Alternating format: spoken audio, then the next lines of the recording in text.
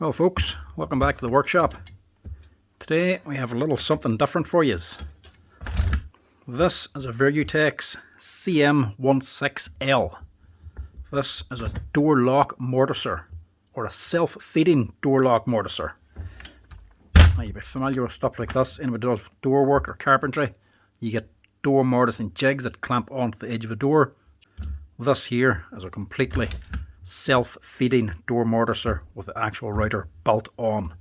So this actually clamps onto your side of the door in situ. Don't have to unhang the door. This just clamps on. These clamps down here.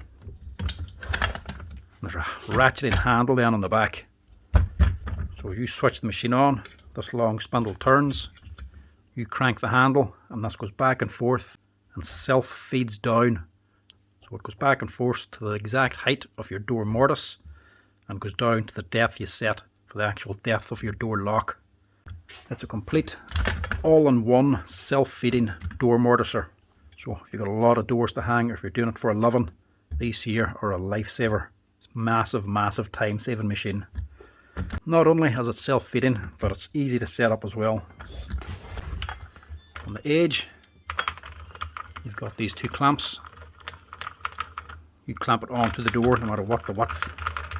Both of these are moving in, so they're self-centering. So if your door lock has gone to the centre of the door, this self-centers the mortise and the door for you. And if the lock isn't centred and it's offset, there's little bolts here and here.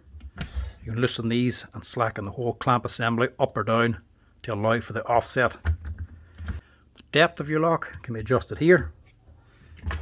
The actual height of it, the length of the actual mortise itself can be adjusted over here. There's a scale here then for adjusting the actual height of the mortise. So as you set that, this goes back and forth. Not only is it quick to actually mortise out the lock, it's also very quick to set up. These generally come with a couple of guide rods that screw on to the frame here. So you screw whatever amount of rod you need together to get to the right height for the door lock where it's going. There's a hook on the top, so if you have 20 doors to do, you literally set one rod, screw it onto here, hang it off the door, tighten in your clamps to secure it onto the door. Mortise your door out. Once you're finished, undo your clamps, lift the whole thing off with the rods attached. Just hang it on to the next door. So you only have to set it up one time per job. Once you have the right bars on for the right height, this goes on to the same location every time onto every door. And you clamp it on quick and easy. It's just quick and easy setup. Hook it onto each door, quickly locates itself, and then very quickly mortises out the door all on its own. All you have to do is crank one handle. Very useful machine. Get them in here the odd time. Not a cheap machine, mind you. This thing could set you back around €1,500 to €2,000 depending on where and when you buy it. And at the minute they're kind of hard to get. This one sent in, it says the ratcheting system isn't working correctly, and once it's running about 10 or 20 minutes it's starting to struggle as well. So get a quick look at this and see what we can do. So the ratcheting system, it's awkward to show this on camera because it's a big clumsy machine. Something's not right there. You should turn it. Which obviously goes back and forth. You get that click. She's also stepping the motor down every rotation. So every time you go around with the handle, she's going down another step to actually take another cut off. It's just not acting very smooth. Before doing anything, I'm just going to give it a quick clean down actually because it's very dusty.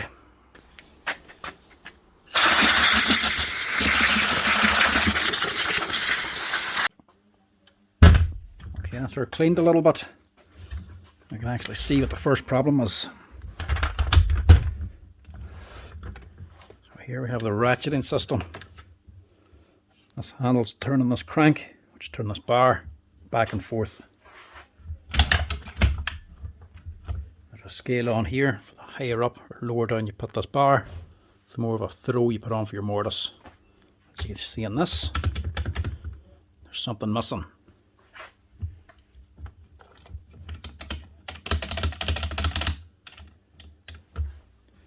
There's a washer to fit this slot here. There's meant to be a bronze bush inside of this and a nut. So that is what's putting this off and making it very stiff. The part that's needed, it's just one of these wee bronze bushings. It's a common thing to come off. The boys are adjusting it or messing around with it, or the nut just comes loose, falls off, and they lose this wee bronze insert. Same as the one over here. Cheap wee part, only costs like €9 or €10. There's also a special nut for it. I don't have one. And I don't really want to sit waiting for one to come in, so I'm just going to use a normal lock nut. This here's actually a metric fine nut.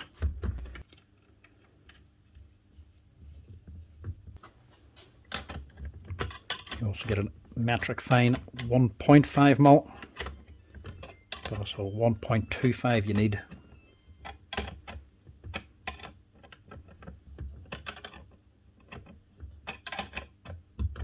At least with a lock nut, less likely to come off again.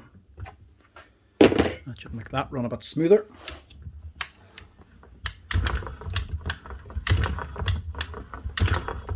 Nice one.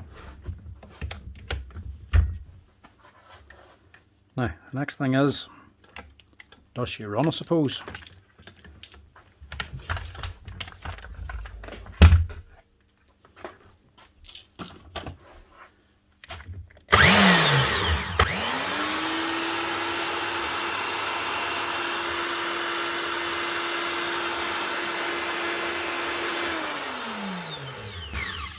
She's running, which doesn't sound bad, and she's turning free. I wonder why she's slowing down.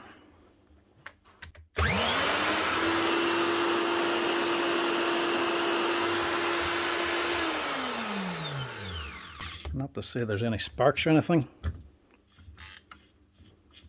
I don't think there's any bad bearings because they're turning free enough. Handiest thing to do is put a thermal imaging camera on it. I've actually been sent in one to test out, so as well put it to a bit of use. It's actually a Kowitz handheld thermal imaging camera, much handier for the workshop. The ones for the phone are very good, but uses up my phone. See if there's any hot spots on it. Lens cap.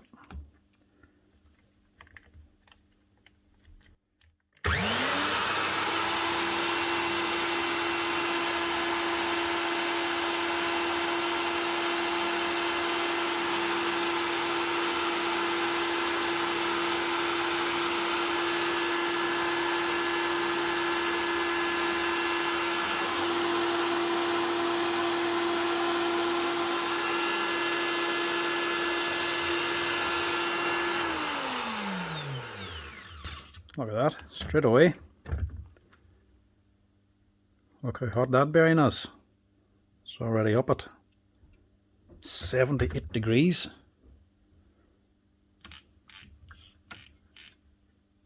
Right enough, I can feel that getting hot now. Only just the rum that's actually that hot. I can't think I can get my finger down that far to feel that proper heat.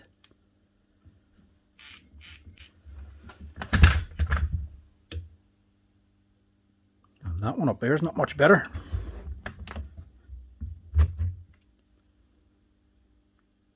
little bit of heat up here too, look. Not as much. No, actually, up here on the thread, it actually is quite hot. Right, bearings it is. That's crazy there. That's turning free. Doesn't sound bad, and it's not hot to the touch. That is white hot down here on the actual rim of the bearing that I can't get my finger down into. Just goes to show how handy a thermal imaging camera can come on. Right, to change this bearing, we might have to change this one too, so we'll just change all the bearings. Now, it's a while since I actually worked on one of these. Wouldn't get them on too often. I have to remember now how you actually take it apart.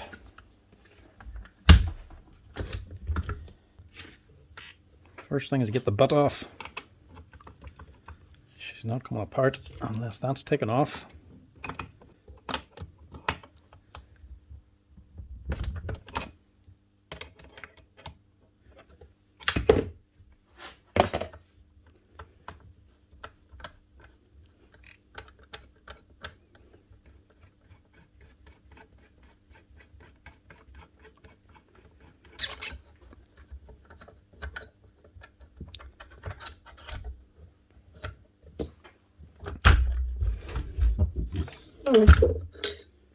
That out of there.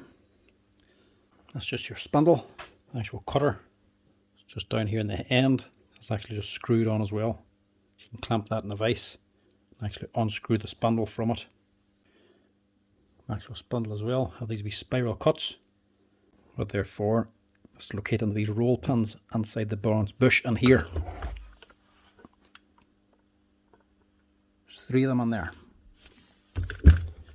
The purpose of that is that whenever this is running, they're locked into these grooves.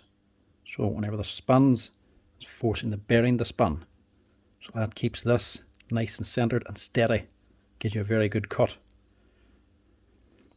While still allowing this to slide up and down. So the bearing's spinning, and this is locked the bronze bush in place onto the shaft. That just means that this bronze bush will be stationary on the shaft. It won't be spinning around the shaft. It'll be stationary and allow the shaft to slide up and down, while still allowing the bearing to spin on its own along with the shaft. Handy little feature. Could have just put a bearing in there and allow it to run up and down, but bearing's going to either rust, or this is going to rust, or it's going to get tight, or allow too much play in it. This keeps everything nice and tight and snug, still allows it to move up and down nice and smooth. That off. I'll see if we can get the motor off. So it's held on here. Get that off. First, let's release this pin. It's actually just a handle for locking and unlocking. It's just on a thread. Take that out. Take the top off. There should be a few wee washers and shims on there too. And this one here should have a big lock nut. Hold it on that shaft. Then a bump washer under that.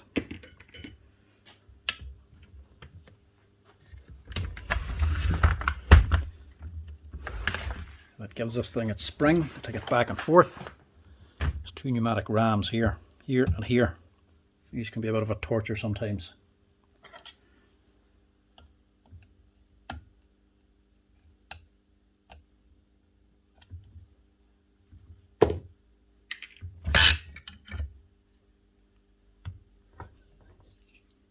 No, that one's still good. So that off. This should just slide straight out. Right, we'll work on this side first.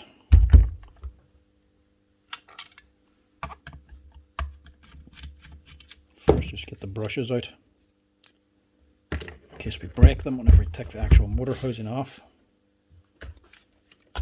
You also have to take off this switch cover. Need to do it anyway to put this grommet back on. Pull that out to get the other brush cap.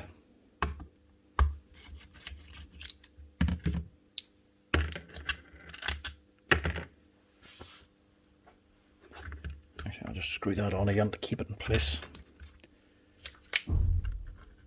Just save it from flapping about. And to separate the motor to get to the bearings, you need to take out these screws. Take that off. You have to take off this top piece.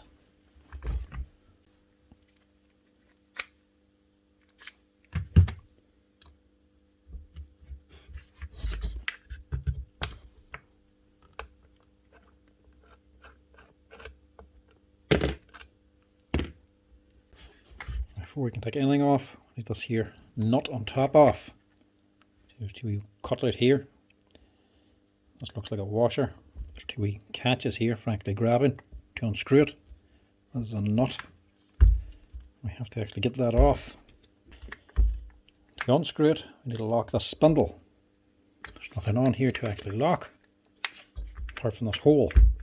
If you look inside, you can just see something passing as you spin it round, because there's a hole in this spindle. Takes your actual handle you took out from the top, drop that in, turn the spindle, and that drops in. And you can get something in like a flathead screwdriver, and another one.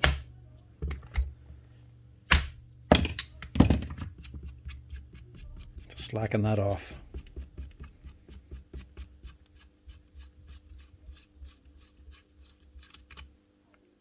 Get that off. Take that out again. Now next, see, this has been done before, look, so I just marked. This here actually unscrews. See, there's knurl marks around this here. That's for gripping. This is a big nut on top. This actually has to be taken off as well. Generally, they're very tight. So again, back to the screwdrivers. Put the blade on one of them wee teeth. Using another screwdriver. Give it a wee slap. That'll help unscrew it, but gently.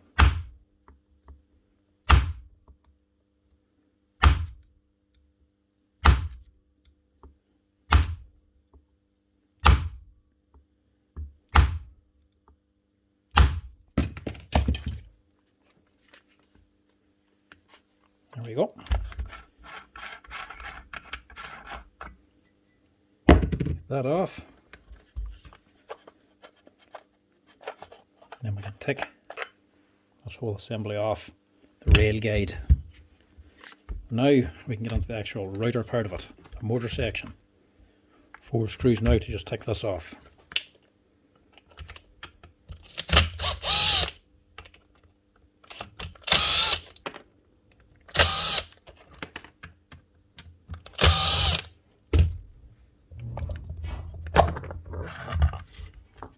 We can pull that out.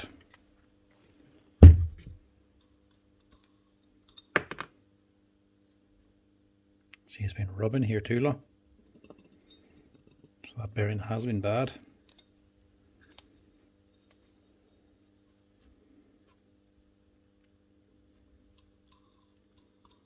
That was not too bad. But we'll still change it. So the main culprit is going to be this one up here. And this armature is going to have to be pressed out of this bearing. This bearing itself down in here is actually held in by a screw and plate onto this here aluminium housing. So we have to press out the spindle first before we can get to the bearing.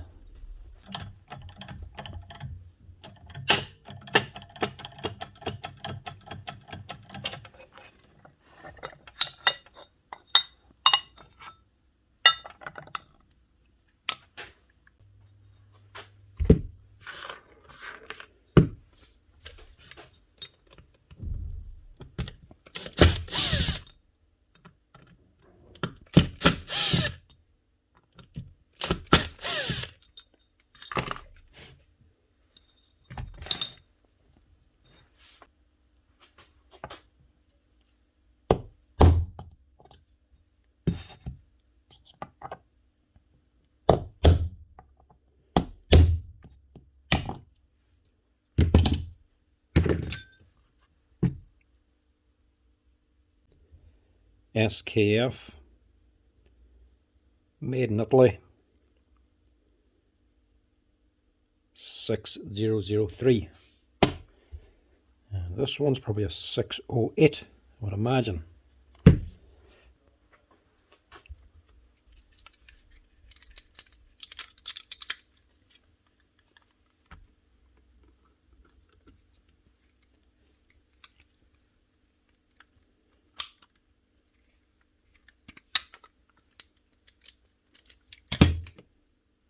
Yeah, 608.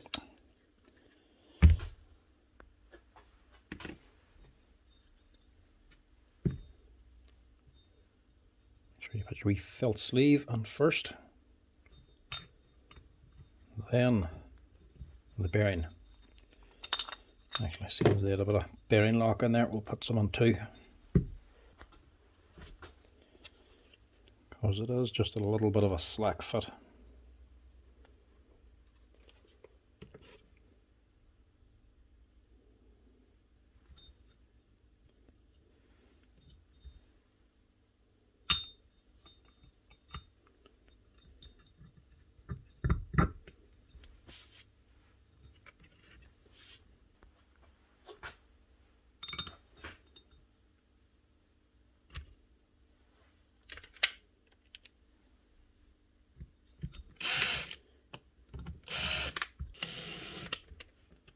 Get them started first so the holes line up,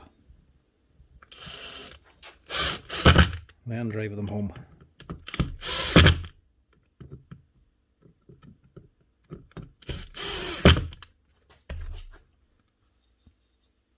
Much better.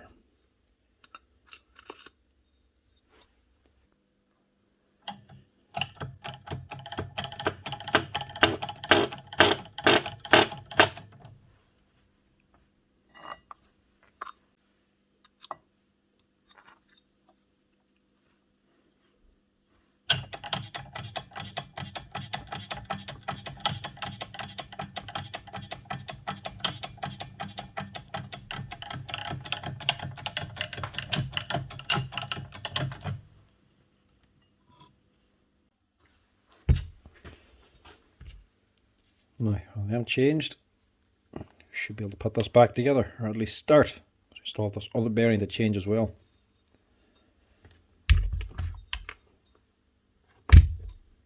Just to help that slide on. Put a little bit of grease on there. Just prevents it from folding over as you're putting it on.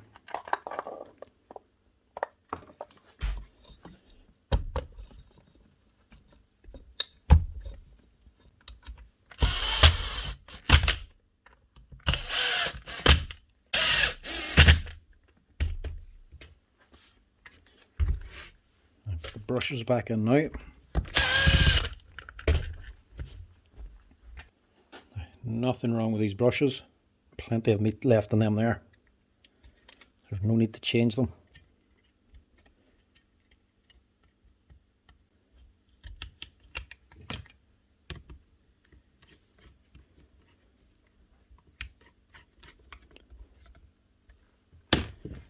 While we're at it, just tidy up this cable.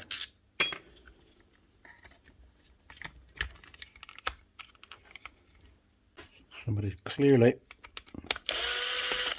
either been at this before or the grommet's failed.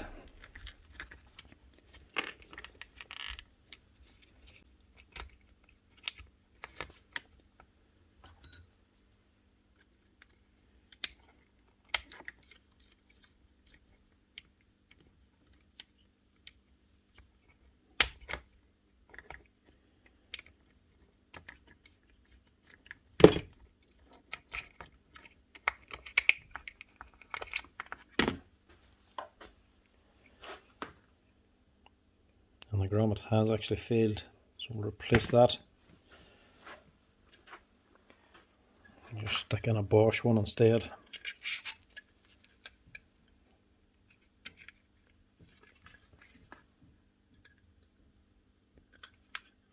It's not essential, it just helps neaten it up.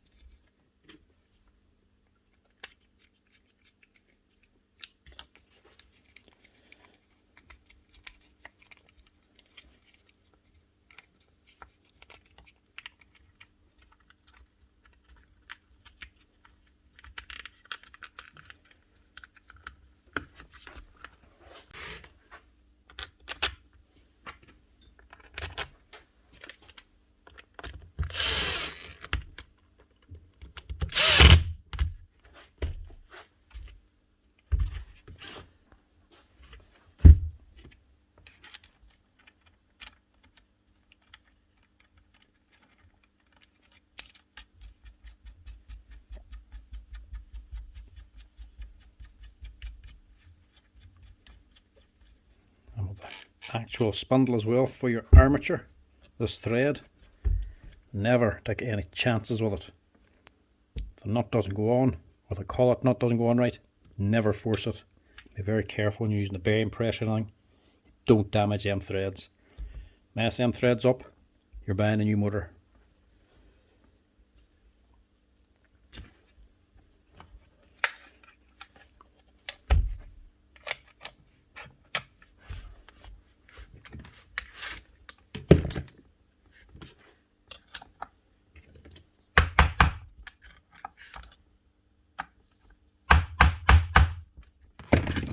Just nice and tight.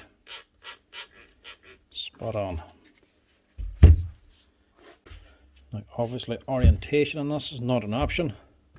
This hole here has to line up, with this hole here, the slot for actually locking the spindle.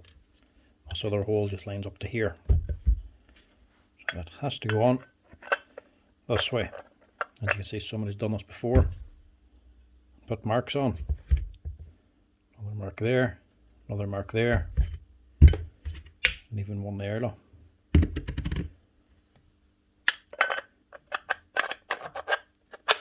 So that goes over the top. We'll line her up,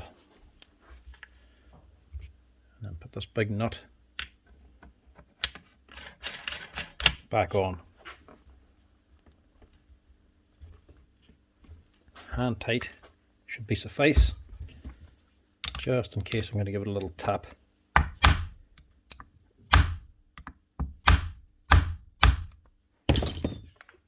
Just to keep her sweet. Just ensure that your thread for your bolt and your lock spindle line up. They're not skewed to one side.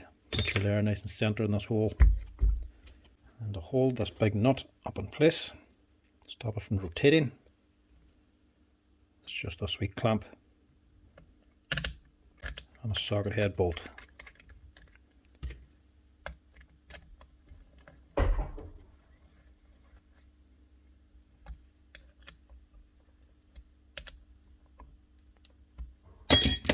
Let's just also throw in this collet and collet nut just to keep it all together.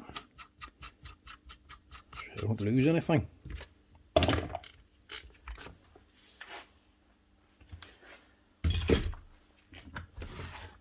And we'll start on this.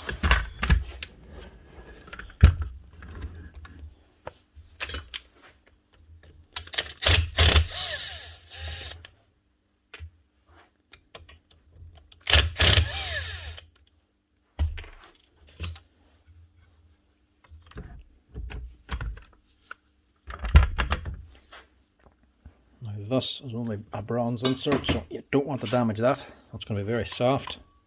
So a little bit of heat on this aluminium housing first to help that bearing out. And it should either drop or just tap out. There we go. Flip that again for later.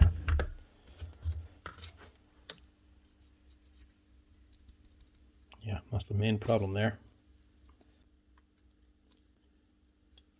We have to press out. That's not even that tight actually. This bronze insert. I'll still have to get the bearing press.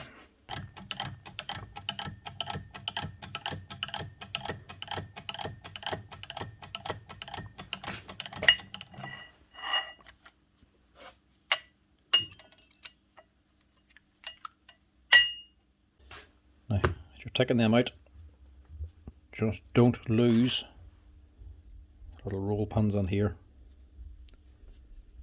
They can be loose and fall out on you. I'm going to take them out anyway just to clean them, because they can get packed out with dust like these are.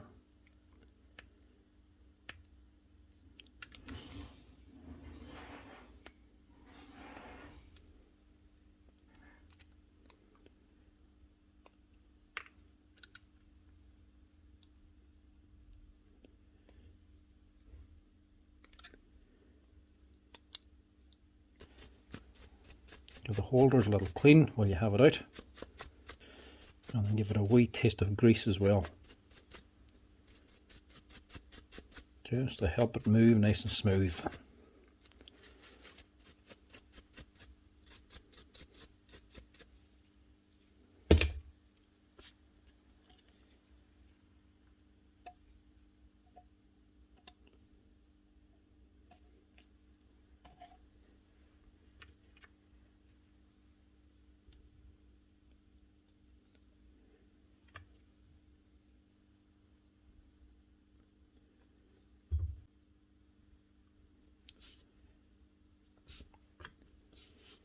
The actual bearing that holds them in place.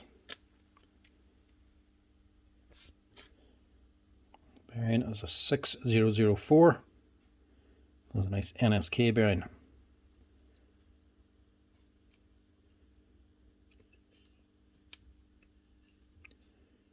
Just be careful when you're putting them on. Don't damage that bronze insert.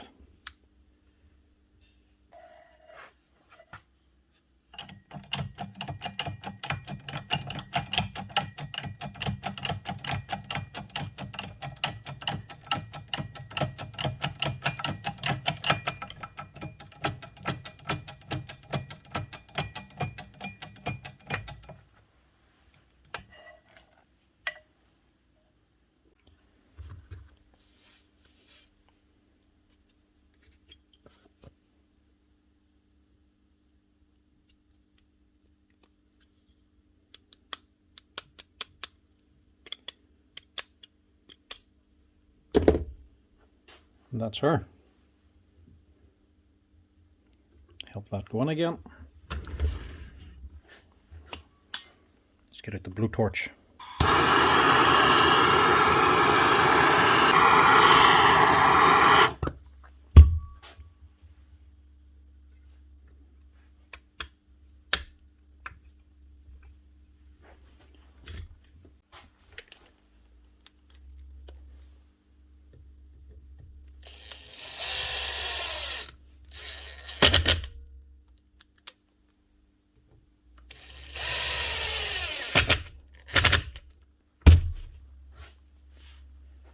And that's them. That's that bearing changed.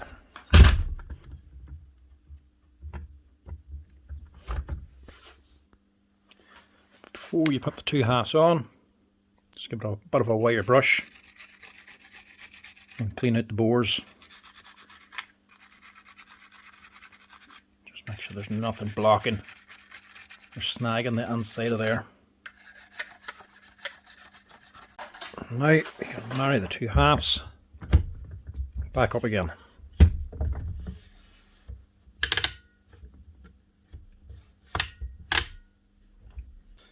And to hold it all up, you need your pneumatic stay. Just drops into this pin down here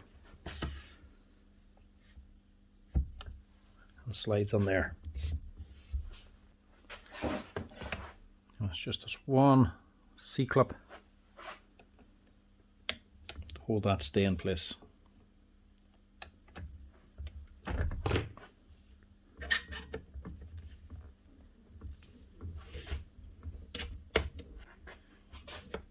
And hold this on.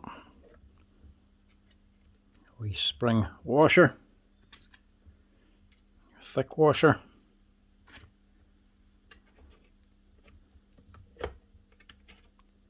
This plate.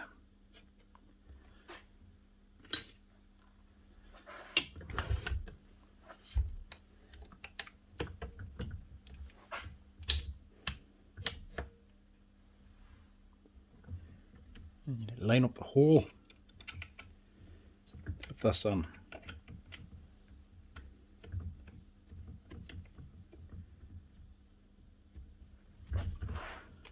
That's what holds that together. Stops everything coming out again. Running a lot smoother now too. For this one, put on your little rubber bump. And the top nut.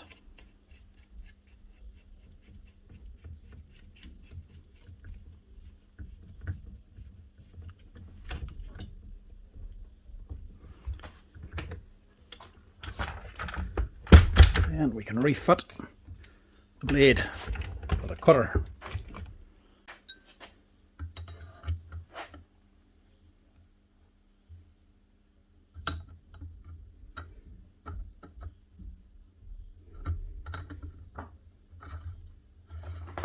Slide that on.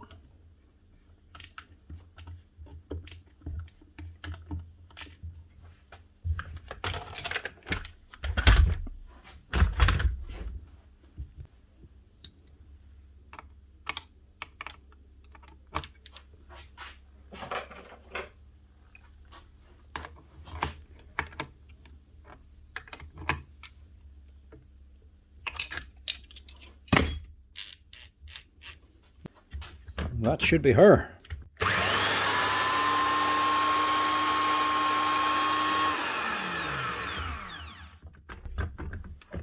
One Virutex door morticer. Sure don't catch the lead now. Up and running properly again. The wee bronze bush over here and a few new bearings. I'll keep her running for a few more years. Cared for, these machines here should last you a lifetime, mainly because they're never used all the time. Most people have them, use them for short bursts at a time. They could be lying up for months on end, waiting for a job. But the times when you do need them, and you have a lot of doors to actually mortise out, these here are a massive time saver. They pay for themselves in the man hours alone. Plus, they're just a class tool. But with new bearings in her, that'll keep her running for a good while longer. New bearings as well, nice and cool. Top, the same. That's just the general heat for my hand. The shaft looks very red, but in comparison to my hand, it's not that hot at all. That's her, ready to go. That's at least how you change the bearings on a Virutex door morticer. It's a handy thing to know, because looking online there's very little videos on how to actually repair these things, especially this older model. Can't even get a breakdown on this thing. The MC16L was probably one of their original models, but basically the same makeup, just the newer ones don't have this here metal nut on the top. That's her. That's how to change the bearings if you ever need to. Keep your machine running nice and smooth. Thanks for watching, folks. If you're liking these tool repair videos, give us a wee like and a follow at the bottom. Thanks for watching.